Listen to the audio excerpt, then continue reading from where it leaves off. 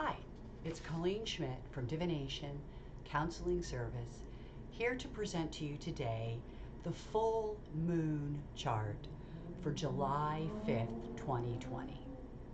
And the first thing I want to talk about with this chart is that it is actually the third eclipse in a row. So we've just had two other eclipses, the full moon in June, the new moon in June 21st, and now we have the full moon on July 5th. So it creates a series of eclipses. The full moon eclipses are lunar eclipses. The solar eclipse, which is a new moon chart, on June 21st, of the three is considered the strongest. However, all eclipse charts tend to be very strong because they're asking us to grow up, to evolve, and to be more mature. So in an eclipse, there's often a letting go or growing up, as I like to call it, because they're leaving things behind. We're changing. We're becoming something different. And the consciousness level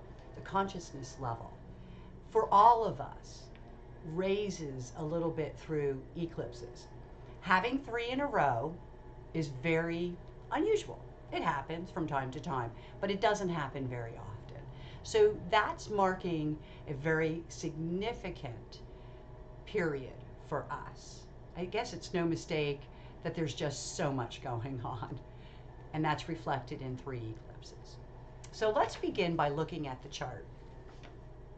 The reason why I chose this chart, besides the 21st, which I did do a work on, I actually wrote about it. I don't think I actually did a video clip on it. I wrote about it.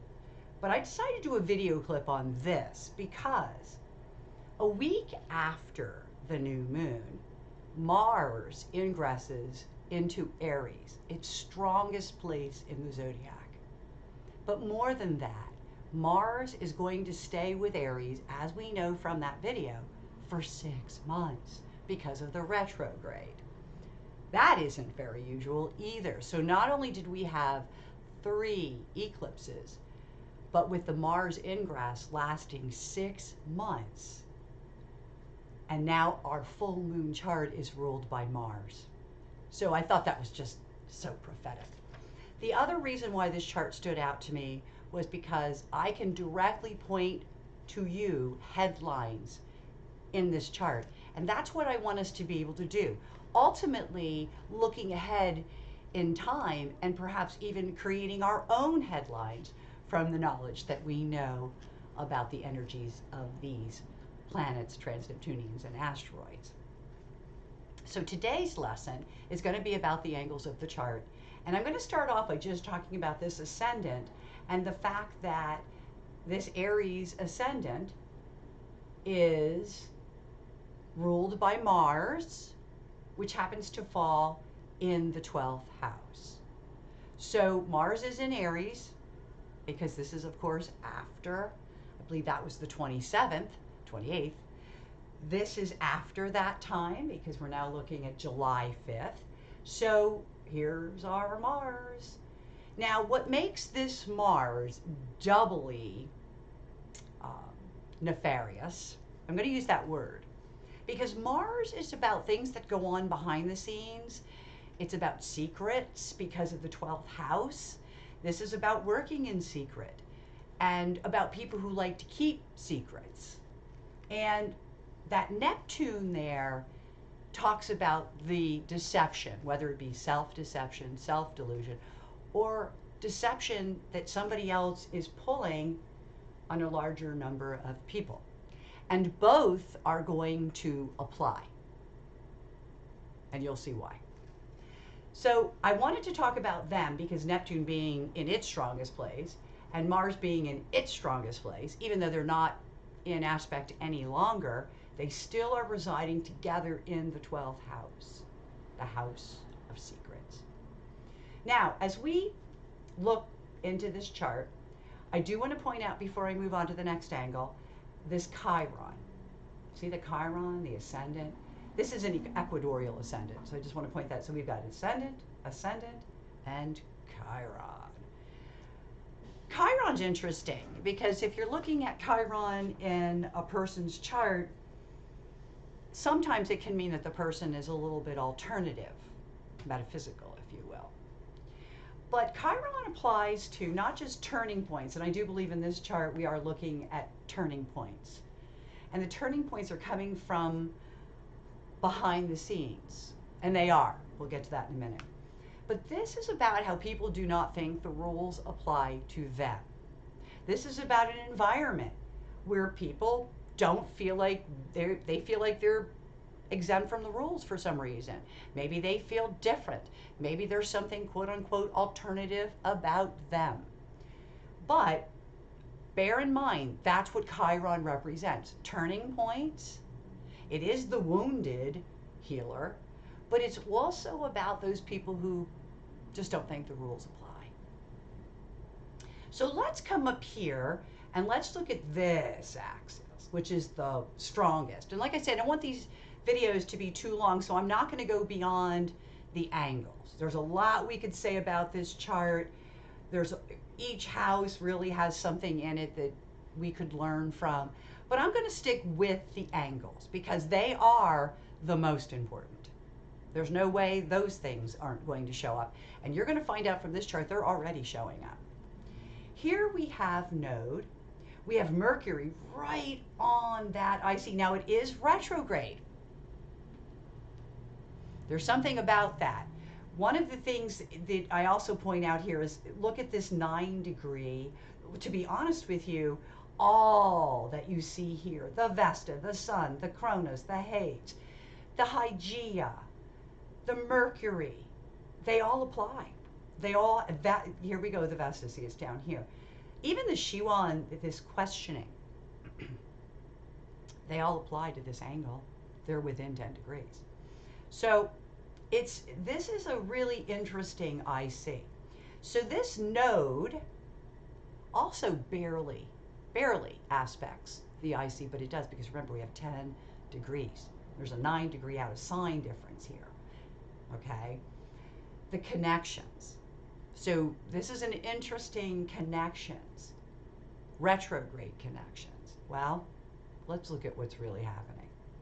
Mercury is about siblings, communication, youth. So there's a couple things I'm going to cite here. Up here you have, and boy, this is a really beautiful midpoint because these are approximately 6 degrees on either side. You have Cupido and you have the moon. They're both aspect, but they're also a midpoint of because of the math. Makes them a little bit stronger.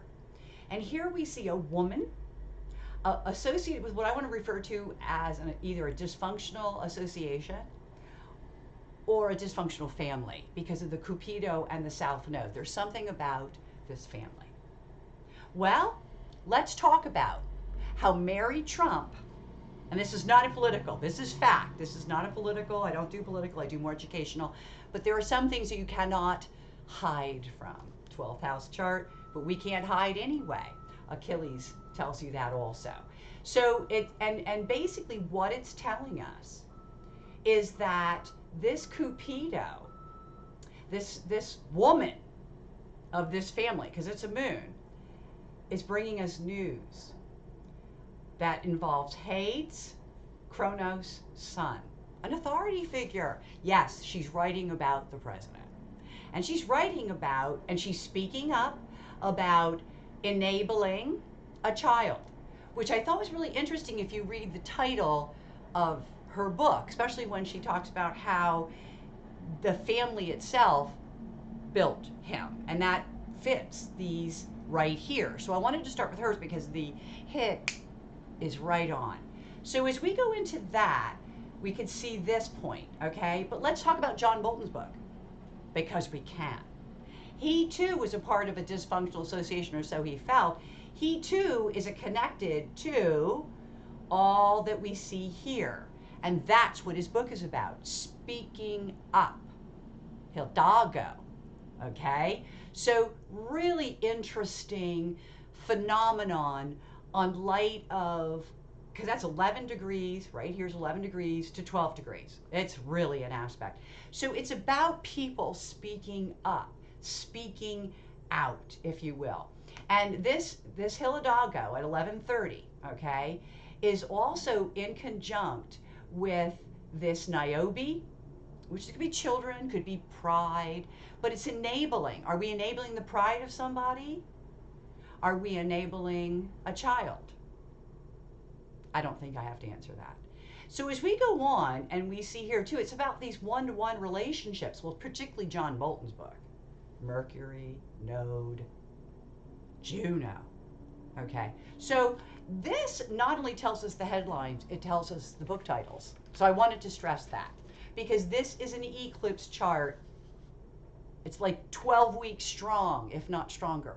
Okay, so again, I think over the next 6 months, this is what is going to dominate the headlines. Next, let's look at this node, Mercury for youth. We have a health crisis going on, and our numbers do not look good. We keep questioning, but it goes back to the Shiva Vesta. As we withdraw from distancing, the youth, the young people could be having issues, and it's in the headline. So this is 2 weeks.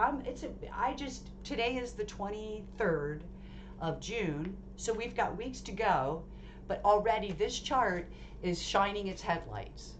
But my teacher will tell you this chart started weeks, if not months ago, because it is an eclipse.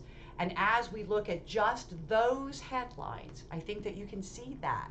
And this is a chart that jumps off the paper with the Vesta and the Sun Kronos. That's an authority figure. That is the president. But Hades is not far away. And I have a feeling this is about some secrets. And we know he's a very secretive person. He does have some issues with transparency. That's again, not being political. That's a fact. And that is causing a bit of a turmoil in this eclipse. And this is our eclipse. This isn't just his eclipse. This is everybody's eclipse. So though I'm reading to you headlines from the newspaper, please be aware that you're going to be able to see parallels within your own life. So it's as though you too might have people within an association that you're concerned with. Look for women really being outstanding right now, because the highest point in this chart is the moon. Now, the moon is also the general public. And I know the general public is going to have a lot to say with whatever goes on in the next 6 months, without a doubt. But it's also women. And important women, I would say, in the end, or women that are authorities in their own right. Interestingly enough, Mary Trump is an authority. So she actually comes with a title. She's a doctorate. So this is all really so poignant and just so right on that I had to share it. With that said, if you have any questions or you'd like private work done, please contact me through Divination Counseling Service. But more importantly, share, like, comment, and spread the word. Let people know what we're doing here with Divination Counseling Service. Thanks again, and until we meet again, I would like to, before I leave, thank my new subscribers. I'm starting to get some, and it's really exciting. Thank you so much. Until we meet again, may you have only happy readings.